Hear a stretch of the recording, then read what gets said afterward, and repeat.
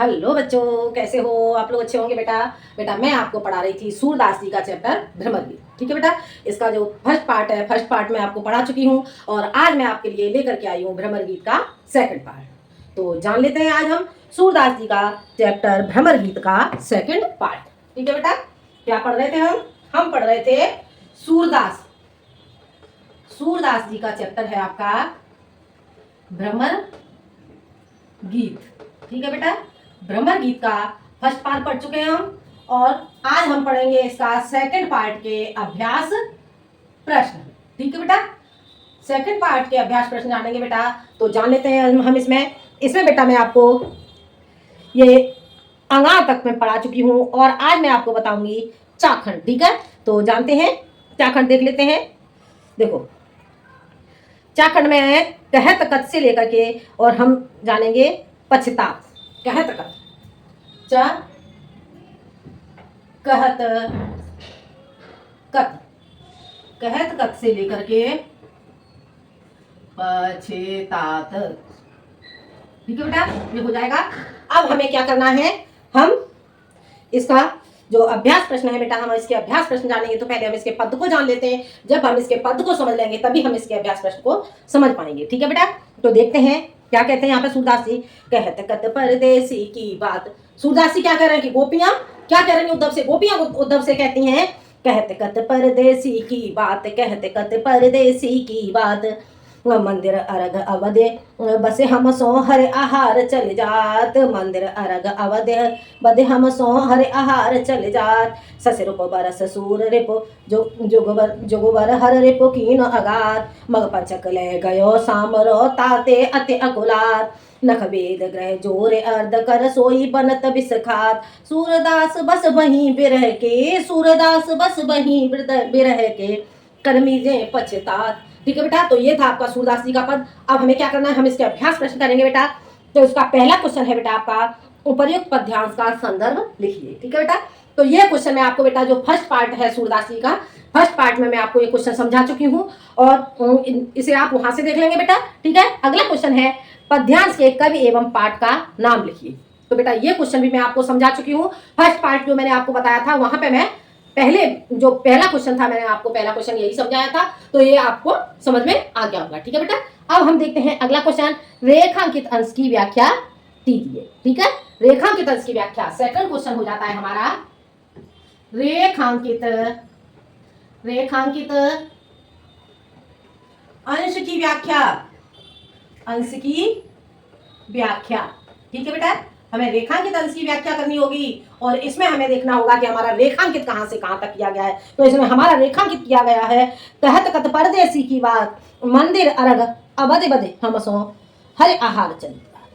ठीक है, अब हमें इतने का अर्थ करना होगा तो हम इसे कैसे लिखेंगे जान लेते हैं। प्रस्तुत पद्यांश, प्रस्तुत पद्यांश हमारी पाठ्य पुस्तक, हमारी प्रस्तुत पद्यांश, एक मिनट बेटा, ऐसे लिखेंगे प्रस्तुत पद्यांश में, प्रस्तुत पद्यांश में सूरदास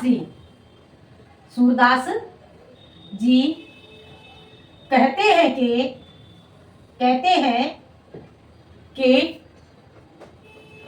गोपियां उद्धव से है कि गोपियां उद्धव से कहती हैं, उद्धव से कहती हैं कि हे उद्धव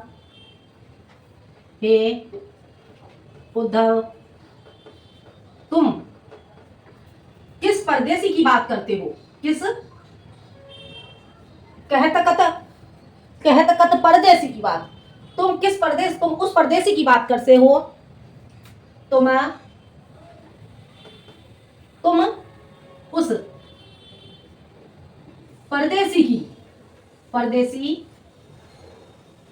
परदेसी ऐसे लिखेंगे बेटा। ठीक है, तुम उस परदेसी श्री कृष्ण की बात करते हो, श्री कृष्ण की बात करते हो,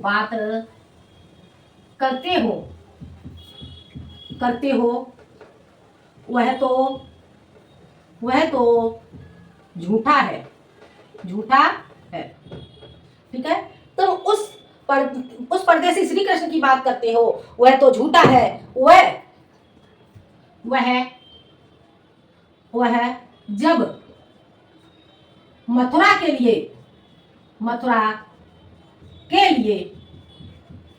गया था, मथुरा के लिए गया था, तो हमसे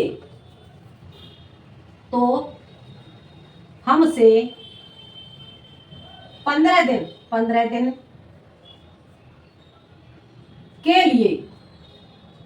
के लिए जाने की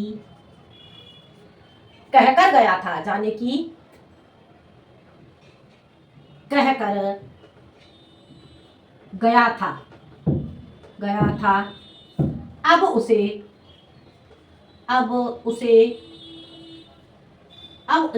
1 महीना व्यतीत 1 महीना व्यतीत हो चुका है।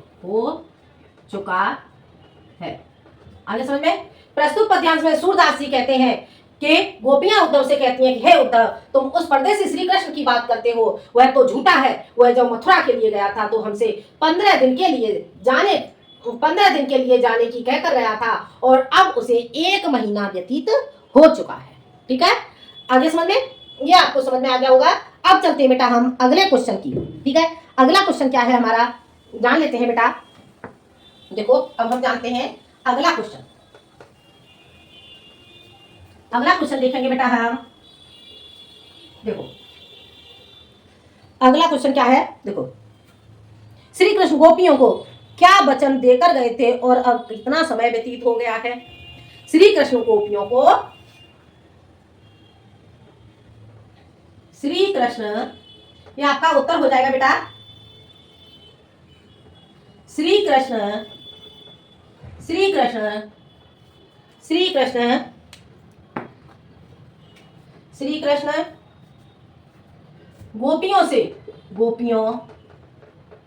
गोपियों से 15 दिन में वापस आने का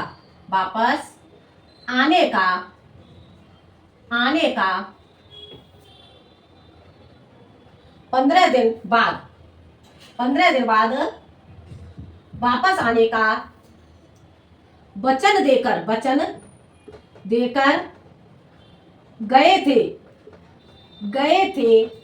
और अब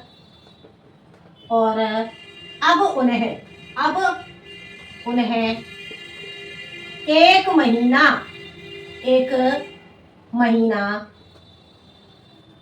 व्यतीत हो चुका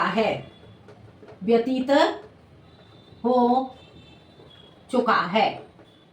आगे समझ में क्या हो जाता है? क्वेश्चन था बेटा आपका, श्री कृष्ण गोपियों को क्या वचन देकर गए थे और अब कितना समय बीत गया है? तो श्री कृष्ण गोपियों को 15 दिन बाद वापस आने का वचन देकर गए थे और अब उन्हें 1 महीना व्यतीत हो चुका है। आगे समझ में? ये आपका क्वेश्चन कंप्लीट हो जाता है। अब चलते हैं बेटा हम अगले क्वेश्चन। गोपियों को किस बात पर पछतावा है? ठीक है, तो गोपियों को किस बात पर पछतावा है? गोपियों को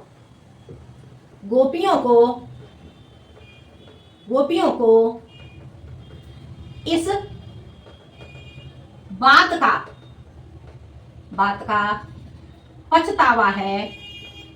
पछतावा है कि उन्होंने श्री कृष्ण से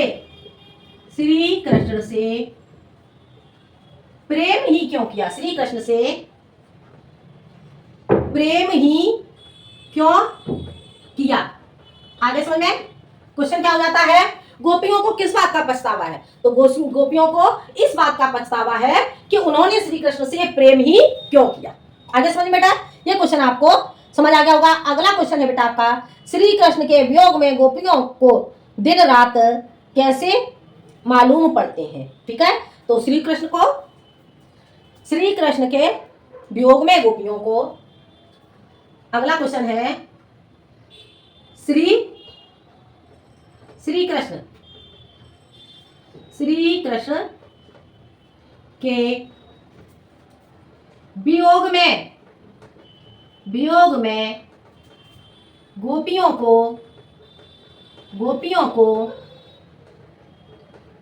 को रात क्या है क्वेश्चन, गोपियों को रात दिन कैसे मालूम पड़ रहे हैं। ठीक है, गोपियों को रात वर्ष के समान तथा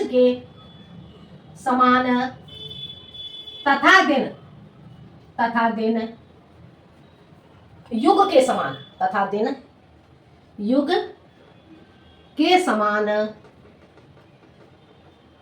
मालूम पड़ रहे हैं। आगे समझ में क्या हो जाता है क्वेश्चन, श्री कृष्ण के वियोग में गोपियों को रात वर्ष के समान तथा दिन युग के समान मालूम पड़ रहे हैं। हो गया क्लियर, ये क्वेश्चन बेटा आपको समझ में आ जाता है। अब हम चलते हैं अगले पदखंड की ओर।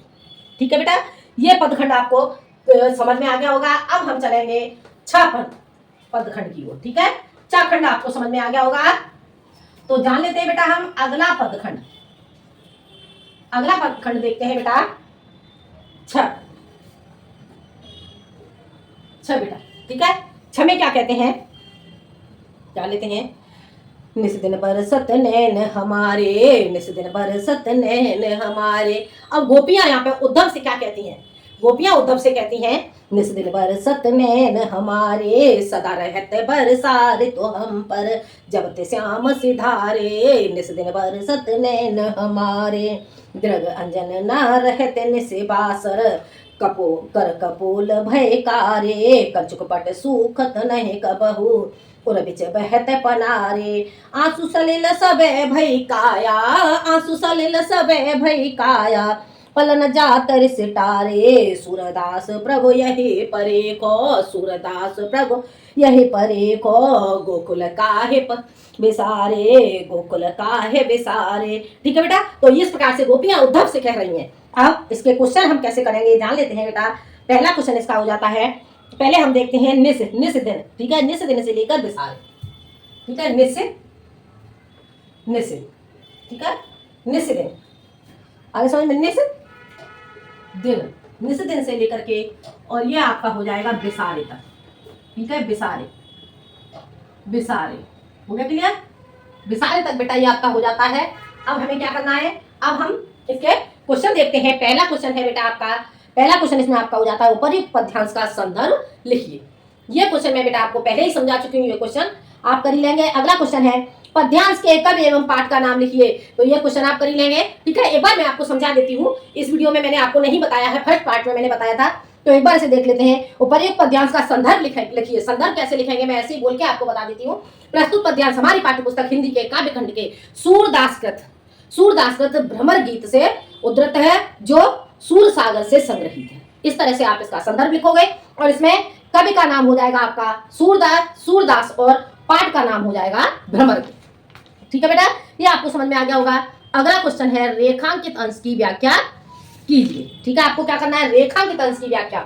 सेकंड क्वेश्चन, रेखांकित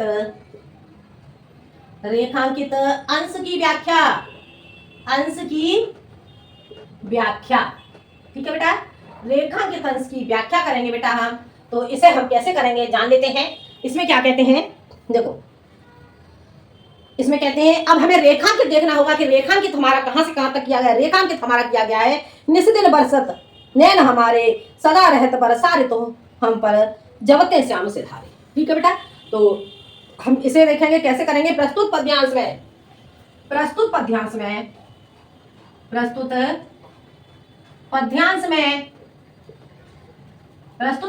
में सूरदास जी कहते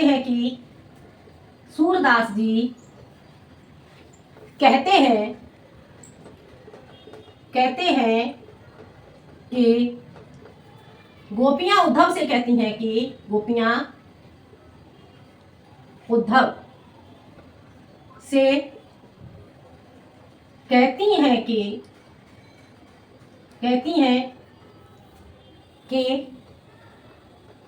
हे उद्धव क्या कहती हैं कि हे उद्धव, जब से श्री कृष्ण, हे उद्धव क्या कहती हैं कि जब से श्री कृष्ण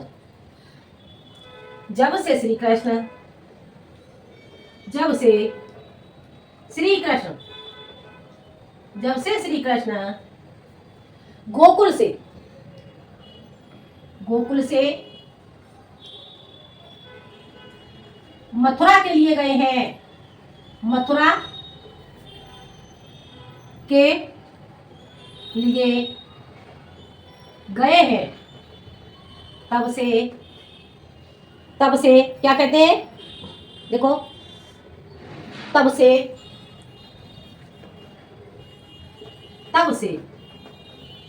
सदैव ही हमारे नेत्रों में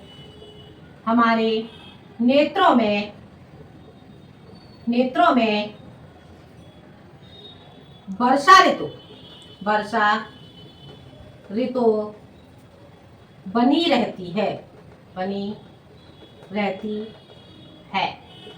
आगे समझ में? प्रस्तुत पद्यांश में सूरदास जी कहते हैं कि गोपियां उद्धव से कहती हैं कि हे उद्धव, जब से श्री कृष्ण गोकुल से मथुरा के लिए गए हैं, तब से सदैव ही हमारे नेत्रों में वर्षा ऋतु बनी रहती है। आगे समझ में? निशिदिन बरसत नैन हमारे, सदा रहत वर्षा ऋतु हम पर जबते श्याम से धारे। हो गया? समझ में आ गया बेटा? इतने का हमने अर्थ किया था, तो ये आपको समझ में आ जाता है। अब चलते हैं बेटा हम अगले क्वेश्चन की ओर। अगला क्वेश्चन हमारा क्या है? अगला क्वेश्चन जान लेते हैं बेटा।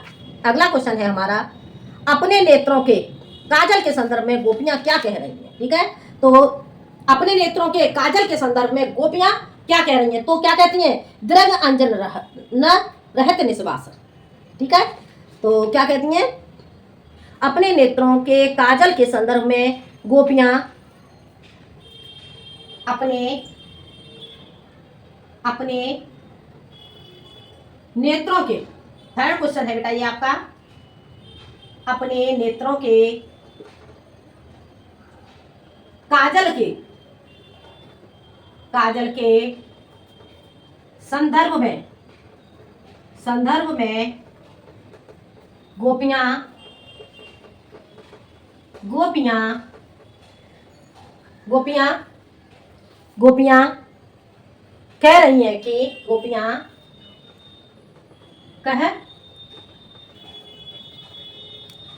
रही हैं कि कह रही हैं कि हमारे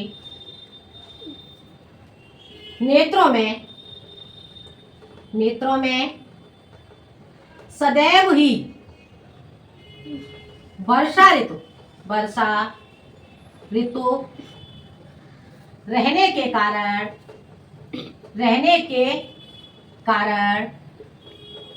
वर्षा ऋतु रहने के कारण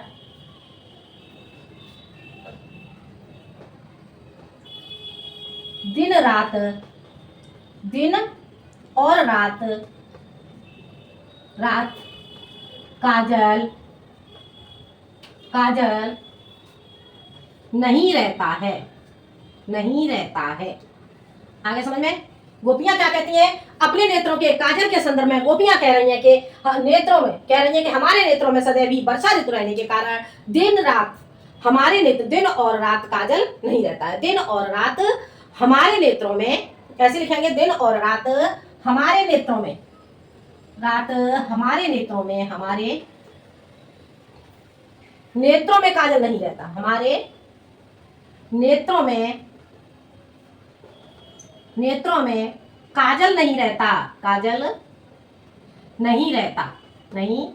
रहता। आगे समझ में? ये क्वेश्चन बेटा आपको समझ में आ गया होगा। अब चलते हैं हम अगले क्वेश्चन की ओर। ठीक है बेटा, तो इतना आप लोग नोट कर लेंगे। अब हम अगला क्वेश्चन देखते हैं बेटा। अगला क्वेश्चन क्या हो जाता है हमारा, जान लेते हैं। देखो अगला क्वेश्चन क्या है, देखो, गोपियों के हाथ और कपोल क्यों काले हो गए हैं। ठीक है, तो गोपियों के देखो ये क्वेश्चन आपका हो जाता है 4th। इसमें लिखेंगे श्री कृष्ण के वियोग में, श्री कृष्ण के वियोग में, वियोग में, श्री कृष्ण के वियोग में क्या कहती हैं कि अपन गोपियों के हाथ और कपोल क्यों काले हो गए हैं। तो इसका आंसर कैसे लिखेंगे, श्री कृष्ण के वियोग में आंसुओं के बहने से नेत्रों, श्री कृष्ण के वियोग में आंसुओं के बहने से, श्री कृष्ण के वियोग में आंसुओं के बहने से,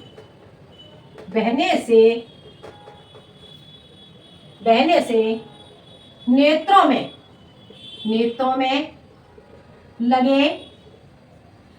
में लगे काजल के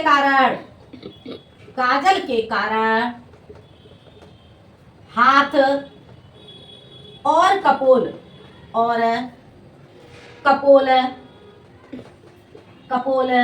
काले हो गए हैं, आगे समझ में। क्वेश्चन आपका क्या था, क्वेश्चन था आपका बेटा, क्वेश्चन आपका क्या था, क्वेश्चन आपको समझ आ गया होगा बेटा, ठीक है। क्वेश्चन था आपका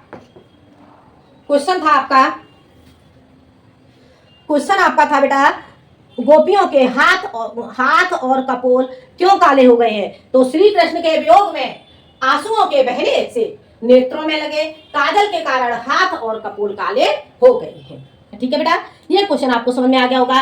अगला क्वेश्चन है आपका, अगला क्वेश्चन क्या है आपका जान लेते हैं बेटा। अगला क्वेश्चन है बेटा आपका, अगला क्वेश्चन क्या है, प्रस्तुत पद्यांश का काव्य सौंदर्य लिखिए। ठीक है, तो प्रस्तुत पद्यांश का काव्य सौंदर्य लिखेंगे, काव्य सौंदर्य लिखेंगे बेटा। तो इसका काव्य सौंदर्य बेटा हम कैसे लिखेंगे जान लेते हैं। ठीक है, तो इसमें आपकी काव्य सौंदर्य में भाषा बेटा आपकी हो जाएगी ब्रज भाषा, आपकी हो जाएगी ब्रज भाषा हो जाएगी। ठीक है, और इसमें बेटा आपका रस हो जाएगा बेटा आपका वियोग श्रृंगार रस हो जाएगा, श्रृंगार। ठीक है बेटा, वियोग श्रृंगार रस हो जाएगा, क्योंकि यहाँ पर गोपियां श्री कृष्ण के वियोग में दुखी हैं। ठीक है बेटा, अगला है आपका रस हो जाएगा आपका वियोग श्रृंगार, और इसमें छंद हो जाएगा बेटा इसमें आपका गेय पद।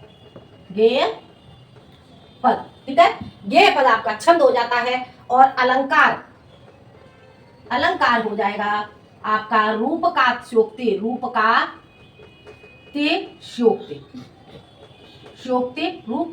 आपका अलंकार हो जाता है। और हो जाएगा आपका इसमें विभावना अलंकार, ठीक है, विभावना अलंकार हो जाएगा। ठीक है, ये आपका हो जाता है काव्यगत सौंदर्य। ठीक है, और इसमें गुण हो जाएगा बेटा आपका माधुर्य। ठीक है, माधुर्य इसमें आपका गुण हो जाता है। तो ये आपको बेटा काव्यगत सौंदर्य समझ में आ गया होगा। अब हम चलते हैं बेटा अगले पदखंड की ओर। ठीक है, अगला पदखंड आपका क्या हो जाता है, ये आपको समझ आ गया होगा। ठीक है, अगला पदखंड देख लेते हैं बेटा, हम जान लेते हैं। अगला आपका लास्ट पद रह जाता है बेटा इस चैप्टर का,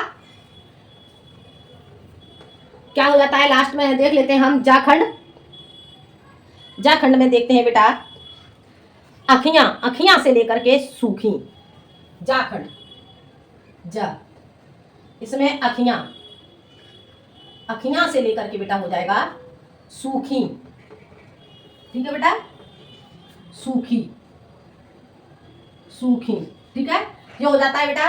अब हमें क्या करना है बेटा, अब हम पहले पद को पढ़ लेते हैं, उसके बाद हम आगे बढ़ेंगे। तो पद हमारा क्या कहता है जान लेते हैं। सूरदास जी क्या कहते हैं इस पद में, अखियां हर दर्शन को भूखी। अब यहाँ पे उद्धव से गोपियां क्या कह रही हैं, जब गोपियों को उद्धव योग के बारे में बताते हैं, तो यहाँ पर गोपियां उद्धव से क्या कहती हैं देख लेते हैं। बहुत सुंदर है बेटा, अखियां हर दर्शन को भूखी, अखियां हर दर्शन की भूखी, कैसे रहते रूप रस रांची, ये बतियां सुने रूखी, कैसे रहते रूप रस रांची, ये बतियां सुने सूखी रूखी। अब गनत एकटक मग जोबत, तब इतनी नहीं झूठी, अब यह जोग संदेश सुन सन, अति अकुलानी दुखी, बारक वह मुख आने दिखा बहु, दुई पय पेबत पतुखी, सूरस ततहट नाव चलावत ये सरता है सूखी। ठीक है, तो क्या कहती हैं जान लेते हैं। इसमें पहला क्वेश्चन बेटा आपका क्या हो जाता है, पहला क्वेश्चन है, ये मैं क्वेश्चन आपको पहले ही समझा चुकी हूँ, प्रस्तुत पद्यांश का संदर्भ लिखिए। ये क्वेश्चन मैं आपको समझा चुकी हूँ।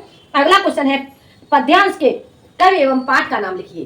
तो ये क्वेश्चन भी बेटा मैं आपको समझा चुकी हूँ। अगला क्वेश्चन है रेखांकित अंश की व्याख्या कीजिए। ठीक है, सेकंड क्वेश्चन है, सेकंड क्वेश्चन आपका हो जाता है रेखांकित अंश की व्याख्या कीजिए। ठीक है, रेखांकित रेखांकित रेखांकित अंश की व्याख्या, अंश की व्याख्या, रेखांकित अंश की व्याख्या। आगे समझ में, रेखांकित अंश की व्याख्या हम बेटा कैसे करेंगे जान लेते हैं। तो इसमें लिखेंगे प्रस्तुत पद्यांश में, प्रस्तुत पद्यांश में, प्रस्तुत पद्यांश में सूरदास जी, सूरदास जी कहते हैं कि, कहते हैं कि, कहते हैं कि गोपियां उद्धव से कहती हैं, गोपियां, गोपियां उद्धव, उद्धव से कहती हैं कि, कहती हैं कि हे उद्धव, हे उद्धव हमारे, हमारे, हमारी अखियां हर दर्शन को भूखी। यहाँ पर रेखांकित आपका कहाँ से किया गया है, हमारी अखियां, अखियां हर दर्शन की भूखी, कैसे रहित रूप रस राची ये बतियां सुने रूखी। ठीक है, तो कह रहे हैं कि हे उद्धव हमारे नेत्र तो, हमारे नेत्र तो, हमारे नेत्र तो श्री कृष्ण के, श्री कृष्ण के दर्शन के लिए, श्री कृष्ण के दर्शन के लिए, दर्शन के लिए, श्री कृष्ण के दर्शन के लिए व्याकुल है, व्याकुल है। ठीक है, हमारे दर्शन तो श्री कृष्ण के दर्शन के लिए व्याकुल है, और कैसे रहित रूप रस रांची, और ये तो, और ये, और ये, और ये तो, ये तो श्री कृष्ण के, श्री कृष्ण के, श्री कृष्ण के रूप और रंग में, रूप और रंग में, और रंग में रंगी हुई है, रंगी, रंगी हुई है, रंगी हुई है, हुई है, हुई है,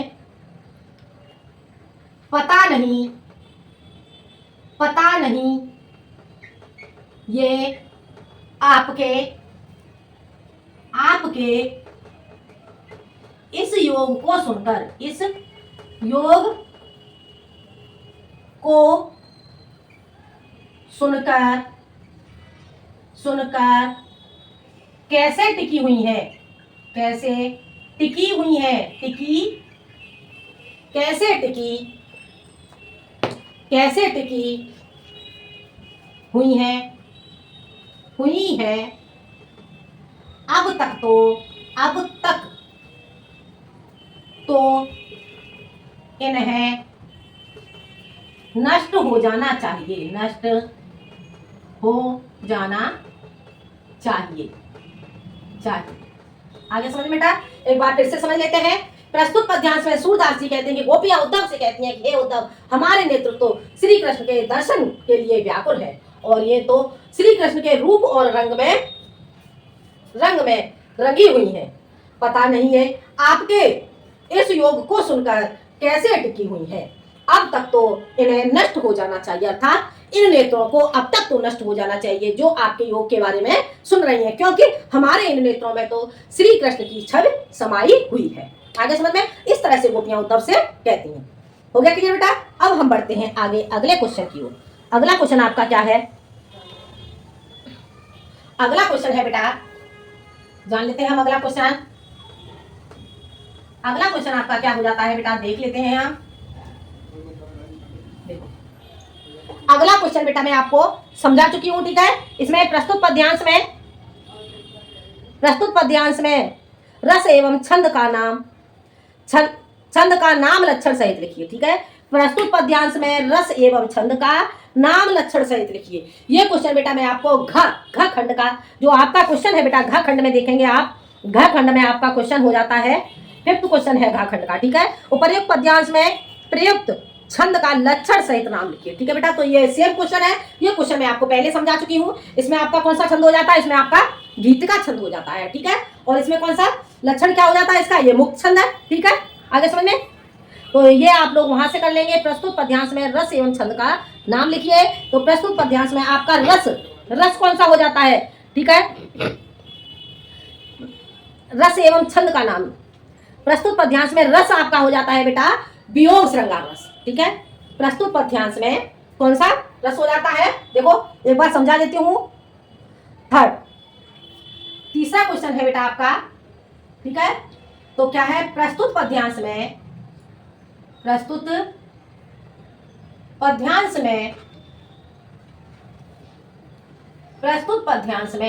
ठीक है, क्या कहते हैं,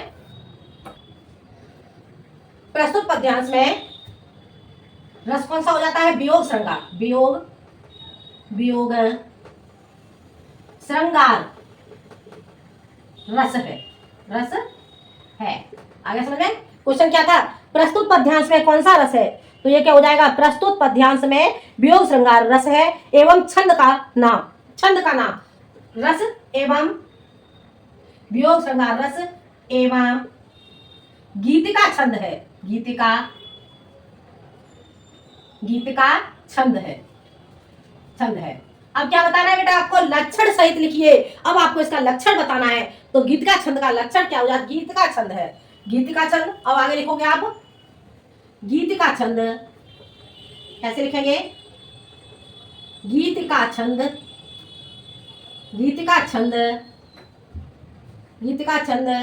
एक प्रकार का मुक्तक छंद है,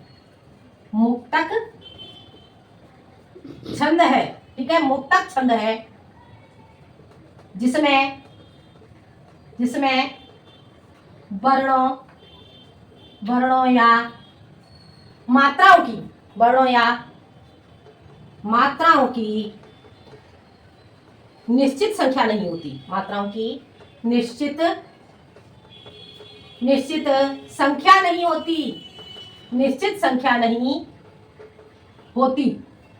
संख्या नहीं होती, बल्कि एक मुक्त प्रवाह होता है,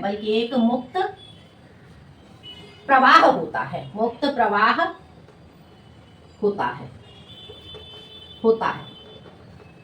आगे समझ में क्या हो जाता है, प्रस्तुत पद्यांश में वियोग श्रृंगार रस एवं गीतिका छंद है, ठीक है। और इसका लक्षण क्या हो जाता है गीतिका छंद का, गीतिका छंद एक प्रकार का मुक्तक छंद है जिसमें वर्णों या मात्राओं की निश्चित संख्या नहीं होती, बल्कि एक मुक्त प्रवाह होता है। हो गया क्लियर बेटा, ये क्वेश्चन आपको समझ में आ गया होगा। अब हम चलते हैं अगले क्वेश्चन की ओर। अगला क्वेश्चन आपका क्या हो जाता है, जान लेते हैं अगला क्वेश्चन। गोपियों की आंखें किसके लिए व्याकुल हैं, ठीक है। गोपियों की आंखें किसके लिए व्याकुल है, तो गोपियों की आंखें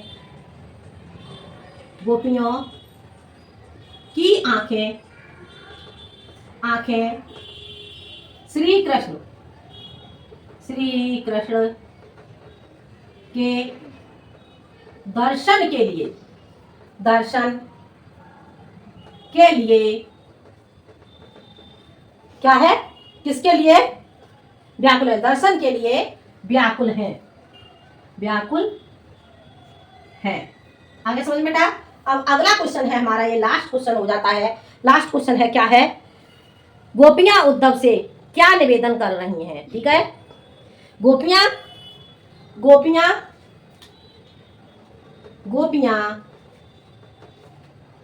उद्धव से निवेदन कर रही हैं कि कर रही हैं कि एक बार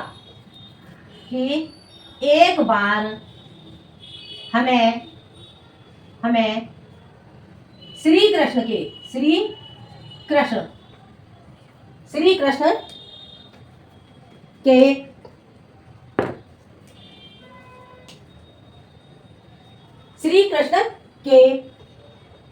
श्री कृष्ण के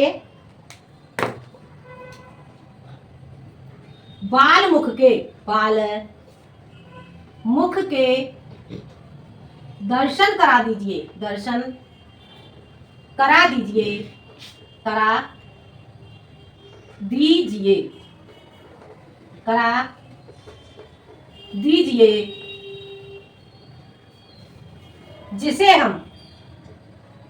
जिसे हम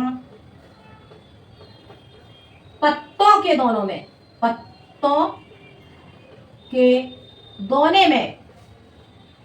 के दोने में दूध दोहकर पिलाया करती थी। दोने में दूध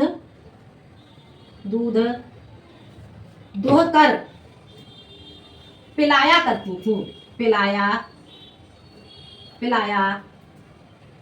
करती थी। आगे बेटा समझ में क्या हो जाता है क्वेश्चन। गोपियां उद्धव से निवेदन कर रही हैं कि एक बार हमें श्री कृष्ण के बाल मुख के दर्शन करा दीजिए। श्री कृष्ण के उस बाल मुख के उस बाल मुख के दर्शन करा दीजिए जिसे हम पत्तों के दोने में दूध दोहकर पिलाया करते थे। ठीक है बेटा, तो ये था आपका सूरदास जी का चैप्टर भ्रमर गीत के अभ्यास प्रश्न। ठीक है बेटा, तो ये चैप्टर आपका आज कंप्लीट हो जाता है। ये चैप्टर बेटा आपको पसंद आ गया होगा। बेटा वीडियो आपको पसंद आए तो लाइक करें और शेयर करें, सब्सक्राइब करें। आज के लिए इतना ही, मिलते हैं हम अगले वीडियो में एक नए टॉपिक के साथ। जब तक के लिए धन्यवाद।